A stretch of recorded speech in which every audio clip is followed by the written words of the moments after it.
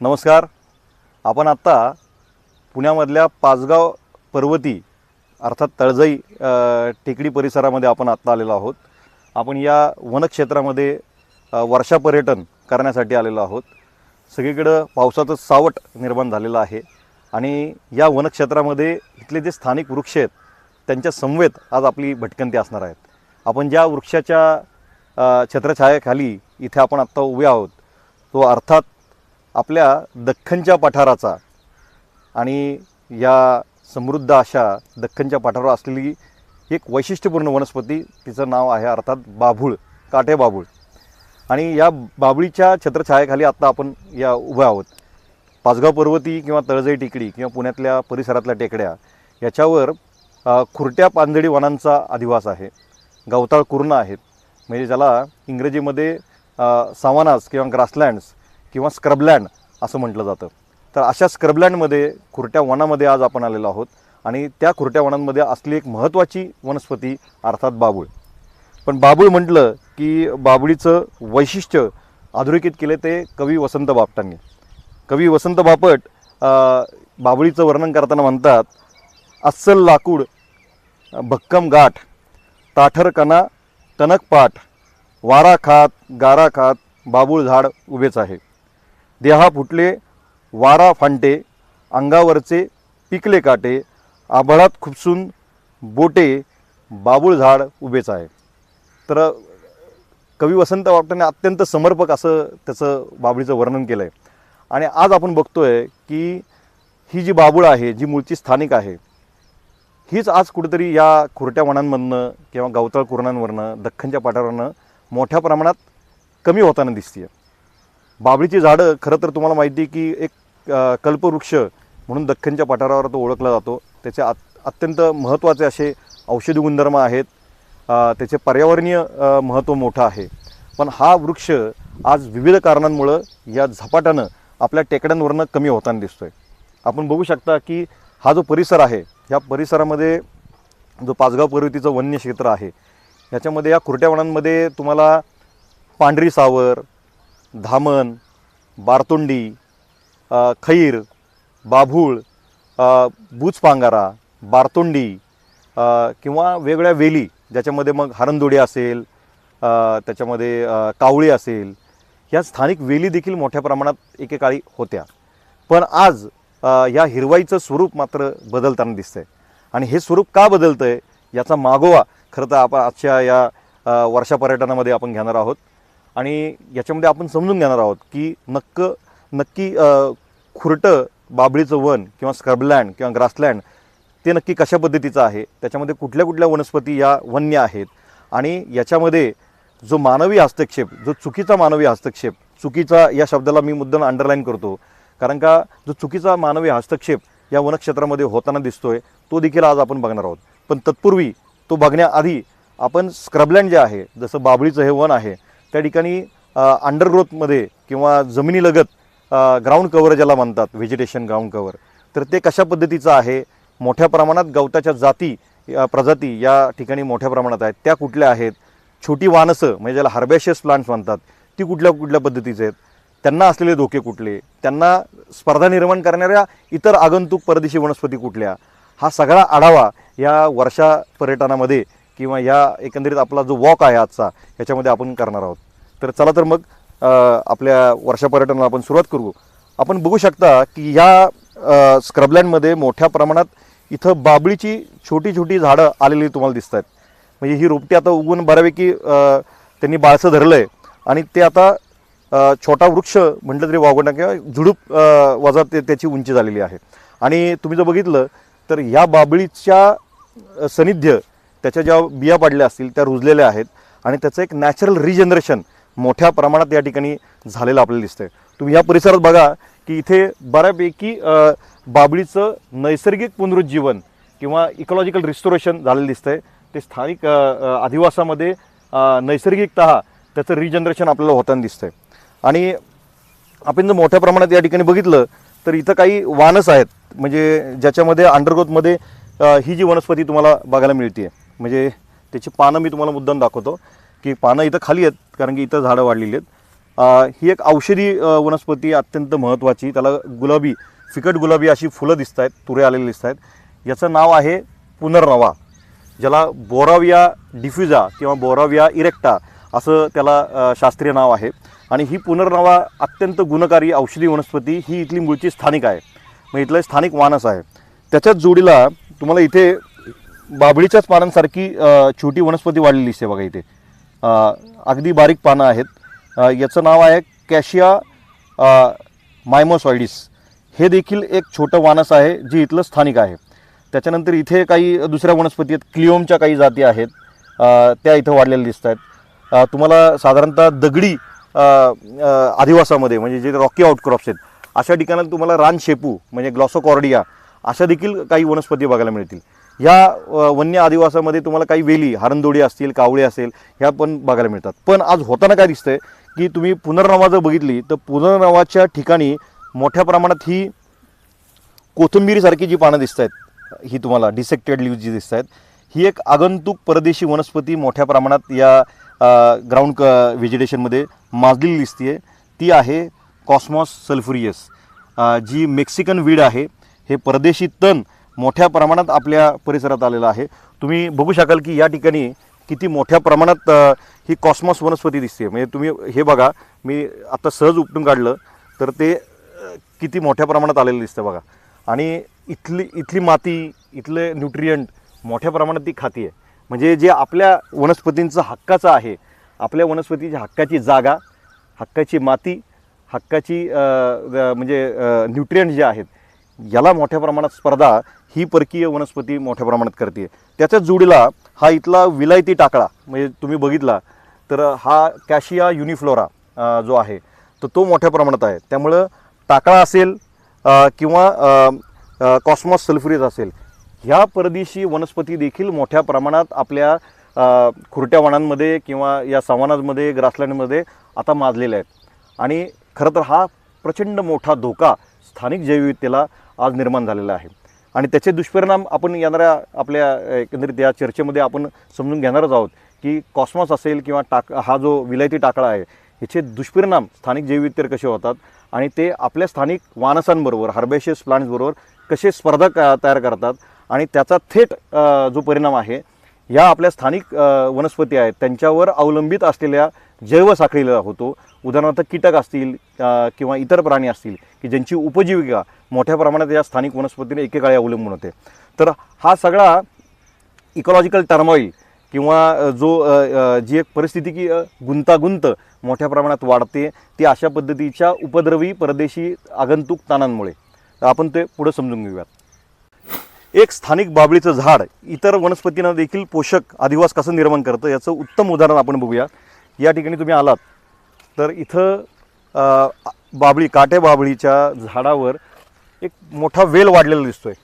इथं तुम्ही बघताय की त्याची पानं आहेत, हृदयाकृती त्याची पानं आहेत, हार्ट शेप लीफ आहेत. याचं नाव आहे हरणदोडी म्हणजे वट्टाकाका व्होलोबिलिस. तर ही जी वनस्पती आहे याला मराठीमध्ये हरणदोडी म्हणतात. औषधी वनस्पती आहे. अत्यंत उत्तम पद्धतीची हिरव्या रंगाची फुलोरा या वनस्पतीला येतो आणि त्या वनस्पतीचा, त्या वेलीचा मांडवच तुम्हाला या बाभळीच्या वृक्षावर पसरलेला दिसेल. हा निसर्गाने उभा केलेला मांडव आहे आणि या मांडवाखाली खूप वेगळ्या पद्धतीची जैविकता नांदते. कारण का त्याच्यावर येणारे कीटक वेगळे आहेत, त्याच्यावर येणारे पक्षी वेगळे आहेत, त्याच्या सभोवताली किंवा त्या वृक्षाच्या खाली किंवा त्या मांडवाच्या खाली आढळून येणारी जैविकता वेगळी आहे. तुम्ही बघू शकता की या ठिकाणी आहे. तसंच तुम्ही जर या ठिकाणी बघितलं तर मोठ्या प्रमाणात या बाभळीच्या झाडावर, बाभळीचं झाड थोडं झुकलं आहे, पडलं आहे, पण तुम्ही इथं बघू शकता की एक महालता इथं निर्माण झालेली आहे. तर हरणदोडी असेल, कावळे असेल किंवा इतर ज्या वेली आहेत तर ह्या महालतीचं रूप म्हणजे महालता देखील या ठिकाणी मोठ्या प्रमाणात आहेत. त्यामुळं एक स्थानिक झाड इतर स्थानिक झाडांना एकमेकांना कसे ते पूरक आहेत याचं एक मूर्तिवंत उदाहरण तुम्ही या ठिकाणी बघू शकता. त्यामुळं स्थानिक झाडं, स्थानिक वृक्ष खऱ्या अर्थानं आपल्या अंगाखांद्यांवर स्थानिक जैविकता कशी जोपासतात, कुरवाळतात आणि त्याचं निसर्ग साखळीमध्ये असलेलं महत्त्व हे या ठिकाणी अधोरेखित होताना आपल्याला दिसतंय.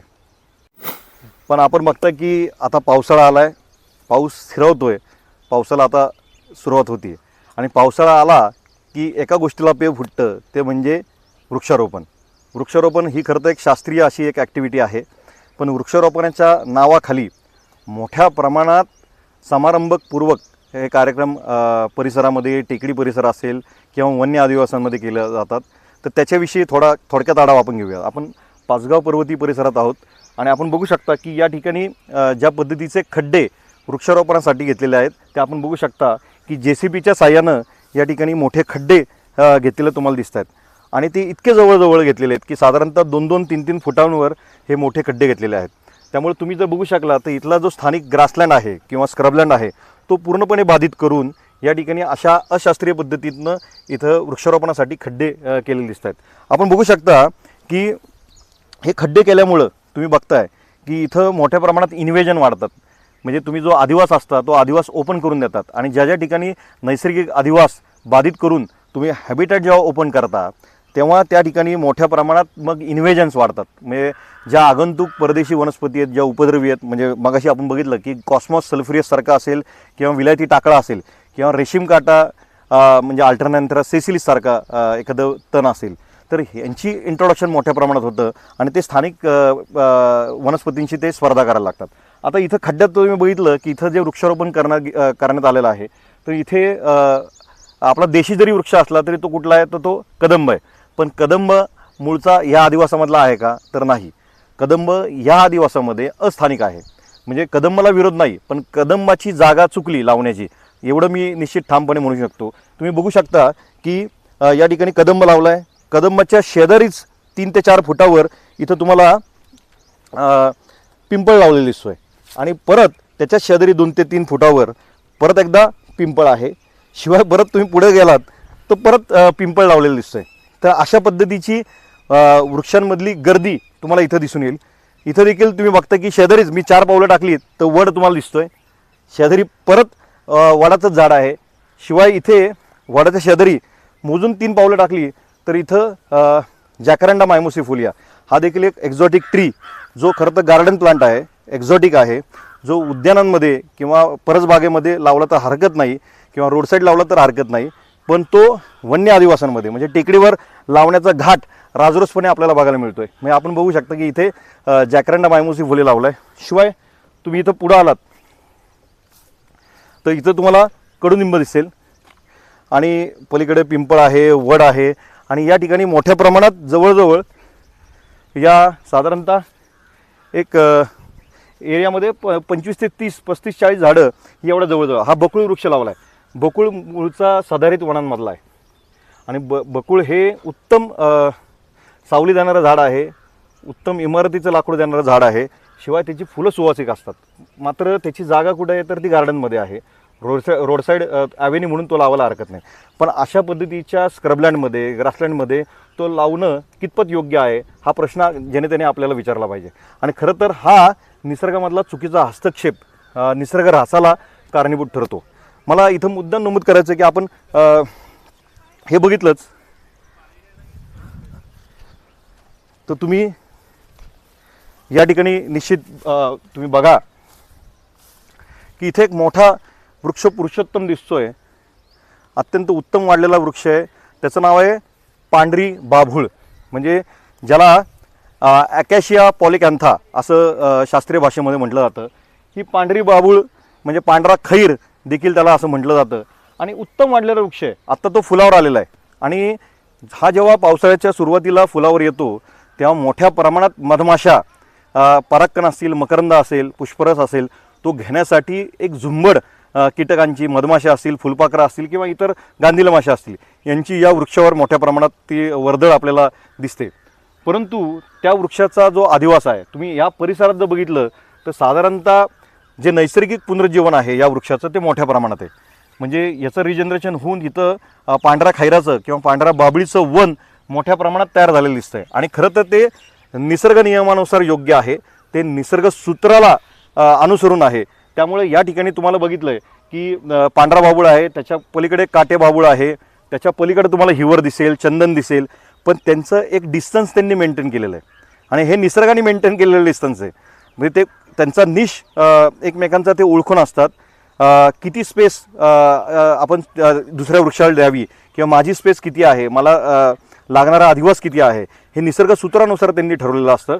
त्या पद्धतीतलं त्यांचं नियोजन असतं, त्या पद्धतीतलं त्यांचं रिजनरेशन असतं. परंतु हे सगळं बाजूला सारून चुकीच्या मानवी हस्तक्षेपामुळे तुम्ही बघू शकता की या ठिकाणी परत बकुळ लावला आहे, तिथे परत आपला अँथोसिफेरस कदंबा म्हणजे कदंब लावलेला आहे आणि खोटा बदाम याची जवळजवळ 4 ते 5 झाडं त्या ठिकाणी त्या पांढऱ्या खैराच्या खाली लावलेली दिसतात. खरं तर त्या पांढऱ्या खैराच्या भोवताली किंवा त्याच्या खालच्या बाजूला कुठलाही वृक्ष त्याचं रिजनरेशन दिसत नाही आहे, कारण की ही त्याची जागा आहे, त्याचं स्पेस आहे. आणि आपण बघताय की निसर्ग जर स्वतः तो धर्म पाळतोय तर मनुष्य हा निसर्ग धर्म का पाळत नाही आहे. तर हे कुठंतरी आपल्याला विचार करण्याची गरज आहे. याच्यासाठी आपल्याला खऱ्या अर्थानं पर्यावरण साक्षरता जनमानसामध्ये समाजातल्या विविध घटकांमध्ये आणणं गरजेचं आहे. कारण होतंय काय की आपला मानवी चुकीचा हस्तक्षेप निसर्ग आदिवासांमध्ये मोठ्या प्रमाणात होतोय आणि त्याचा थेट परिणाम हा स्थानिक जैवविविधतेवर होतोय. आपण जर बघितलं तर हे जे दशक आहे 2021 ते 2030 हे आंतरराष्ट्रीय परिसंस्था पुनरुज्जीवनाचं दशक आहे. म्हणजे इकोसिस्टीम रिस्टोरेशनचं हा डिकेड आहे. आणि याच्यामध्ये आपण खरं तर जे बाधित झालेले आदिवासी आहेत ते पुनरुज्जीवित कसे करता येतील, त्याचं इकॉलॉजिकल रिस्टोरेशन कसं करता येईल याविषयीचं काम करणं खरं तर गरजेचं आहे. ना की अशा पद्धतीचा निसर्ग आदिवासामध्ये लुडबुड करून चुकीचा हस्तक्षेप करून तो बाधित करणं आहे. त्यामुळे मला असं वाटतं की हा खऱ्या अर्थानं मी म्हणतो की कळत नकळत कदाचित चूक होऊ शकेल, पण तुम्हाला जर उमजत असेल, कळत असेल आणि तरीही तुम्ही ते कृत्य करत असेल तर माझ्या दृष्टिकोनातनं हा एक पर्यावरणीय गुन्हा आहे असं मी या ठिकाणी मुद्दाम ठामपणे नमूद करू इच्छितो. आणि खरं तर आपली जी ऊर्जा आहे जी निसर्ग संवर्धनाबाबत असेल किंवा वृक्षारोपणाबाबतची असेल, ही सकारात्मक ऊर्जा खऱ्या अर्थानं उत्तम आहे. म्हणजे वृक्षारोपण करू नये या पक्षाचा मी नाही आहे. वृक्षारोपण केलं पाहिजे, पण ते शास्त्रीय दृष्टिकोनातनं झालं पाहिजे, त्याला एक सायंटिफिक रॅशनल असलं पाहिजे. आणि हे जर निसर्ग धर्मानुसार किंवा निसर्ग सूत्रानुसार जर आपण वृक्षारोपण केलं किंवा त्या ठिकाणी वनीकरण केलं तर कदाचित ते त्या निसर्गाला अनुरूप होईल असं मुद्दाम मी नमूद करतो. जर तुम्ही ज्या व्यक्ती असतील, संस्था असतील किंवा इतर काही एंटिटीज असतील ह्या जर असा चुकीचा हस्तक्षेप करून निसर्ग मधला जो आदिवास आहे तो बाधित जर करत असतील तर मला असं वाटतं की जे अस्तित्वात असलेले वन्यजीव कायदे असतील किंवा वन संदर्भातले कायदे असतील किंवा इतर पर्यावरणीय कायदे असतील तर या कायद्याअंतर्गत देखील या अशा चुकीचे काम करणाऱ्या व्यक्ती, संस्था यांच्यावर कायदेशीर कार्यवाही झाली पाहिजे. आणि मला असं वाटतं इथं प्रशासन आणि शासन किंवा ज्या स्थानिक स्वराज्य संस्था आहेत, म्हणजे पुणे म्युनिसिपल कॉर्पोरेशन असेल किंवा इतर ग्रामपंचायती असतील, कारण का हा प्रश्न केवळ पुणे किंवा परिसरातला नसून हा आपल्या भारतामध्ये अन्य ठिकाणी देखील अशाच पद्धतीनं राजरोसपणे समारंभपूर्वक कार्यक्रम केले जातात. ते शास्त्रीय पद्धतीतनं व्हावे त्याच्यासाठी आपण आपल्या परिसरामधले स्थानिक तज्ज्ञ असतील, अभ्यासक असतील किंवा काही सेवाभावी संस्था आहेत ज्या महत्त्वाचं काम वृक्षारोपणामध्ये करत आहेत, यांचं कुठंतरी तुम्ही मार्गदर्शन त्या बाबतीत घेतलं आणि शासन, प्रशासन, समाज हे जर खऱ्या अर्थानं सकारात्मक पद्धती एकत्र आले तर आपण ते शास्त्रीय पद्धतीतनं हे अभियान मोठ्या प्रमाणात राबवू शकतो आणि निसर्गामध्ये होणारा हस्तक्षेप हा कमी करून किंवा तो टाळून आपल्याला खऱ्या अर्थानं निसर्ग संवर्धनाच्या दृष्टिकोनातनं, निसर्ग पुनरुज्जीवनाच्या दृष्टिकोनातनं एक सकारात्मक पाऊल आपण निश्चित टाकू शकतो असं मला मुद्दाम या ठिकाणी नमूद करायचं आहे. आपण जर हा पाचगाव पर्वती तळजाई परिसर जर बघितलं, खुरटं वन जर बघितलं तर याच्यावर नैसर्गिक आदिवासामध्ये काही स्थानिक वृक्ष मोठ्या प्रमाणात इथे दिसत आहेत की जिथं कमी हस्तक्षेप आहे. तुम्ही बघा तिथे की तिथे दूरवर तुम्हाला काटे बाबूळ दिसते, अकाशा निलोटिका, त्याच्याच शेजारी तिथे तुम्हाला बोराचं रिजनरेशन आलेलं दिसतं आहे, कडुनिंब आहे. शिवाय या ठिकाणी मोठा चंदनाचं झाड झालेलं दिसतं आहे. आणि या ठिकाणी इथला स्थानिक वृक्ष जो आहे म्हणजे पळस, flame of the forest, Butea monosperma, याचंही छोटंसं झाड या ठिकाणी दिसतं आहे. त्यामुळे हा आदिवास आणि हा मूळच्या वृक्षांची जी संपदा आहे ती जतन आणि संवर्धन करणं ही खरं तर काळाची गरज आहे. पण होतं आहे काय की त्याच्याऐवजी आपण अस्थानिक वृक्ष मोठ्या प्रमाणात या ठिकाणी आपण त्याचं रोपण करतो आहे आणि यांची हक्काची जागा हे अस्थानिक वृक्ष घेताना दिसत आहेत आणि त्यांच्यामध्ये नाहक स्पर्धा निर्माण करण्याचं पाप आपण सर्वजण करतो आहे. आपण आता या खुरट्या वनामध्ये बघितलं की जी हक्काची बाबळीची, बारतोंडीची जागा इथं आपण अस्थानिक झाड जे अल्स्टोनिया स्कॉलरिस किंवा अल्स्टोनिया मॅक्रोफायला अशा सातविनीच्या परदेशी किंवा विलायती जाती किंवा ज्या अस्थानिक आहेत त्या मोठ्या प्रमाणात लावलेल्या आहे. इथं तुम्ही बघताय की सगळीकडे सातवीन मोठ्या प्रमाणात लावली. सातवीन हा वृक्ष जरी आपला देशी असला तरी तो अस्थानिक आहे आणि तो एवढ्या मोठ्या प्रमाणात या ठिकाणी लावणं हे खरं तर संयुक्तिक नाही आहे. आणि आपण बघू शकता या ठिकाणी की इथे ही बाबळीची रिजनरेशन आहे, त्याला वाव मिळाला पाहिजे.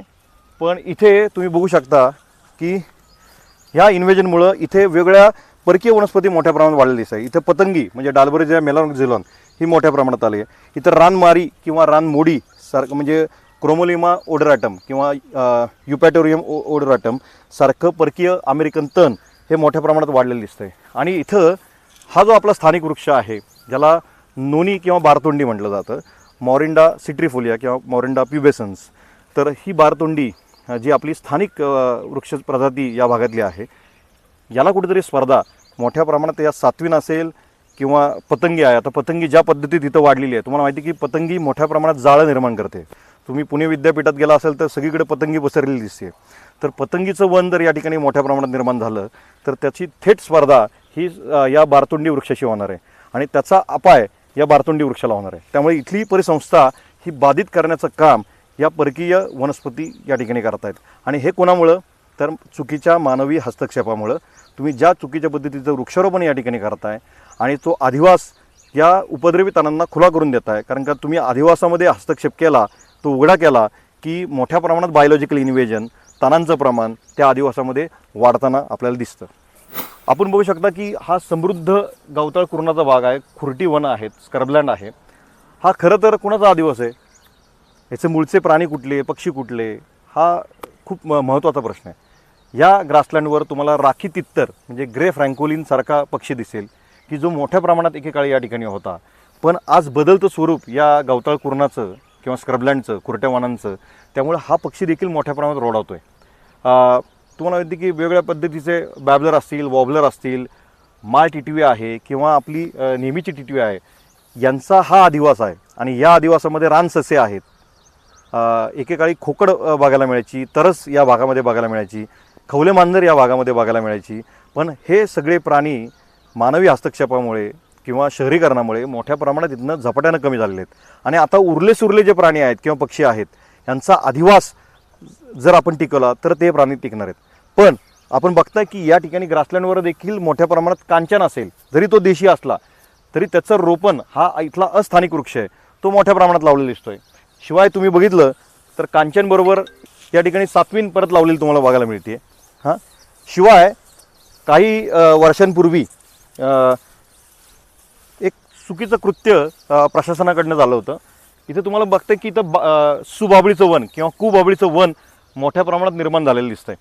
तर ती एक साधारणतः 4-5 वर्षापूर्वी मोठ्या प्रमाणात शहरामधला रस्त्याच्या दुतर्फा असलेला जो कचरा असतो, जो हरित कचरा आहे, की शेंगा पडलेल्या असतात, पाला पडलेला असतो, हा सगळा झाडून जो गोळा होणारा हरित कचरा आहे, त्याच्यामध्ये सुबाबळीच्या बिया, शिवबाबळीच्या शेंगा, त्याची पानं मोठ्या प्रमाणात रस्त्यालगत उगवून आलेली असतात, ती गोळा करून तो कचरा या ठिकाणी या पाचगाव पर्वती वनक्षेत्रामध्ये म्हणजे जे महानगरपालिकेच्या हद्दीतला आहे या ठिकाणी मोठ्या प्रमाणात तो डंप केला गेला होता.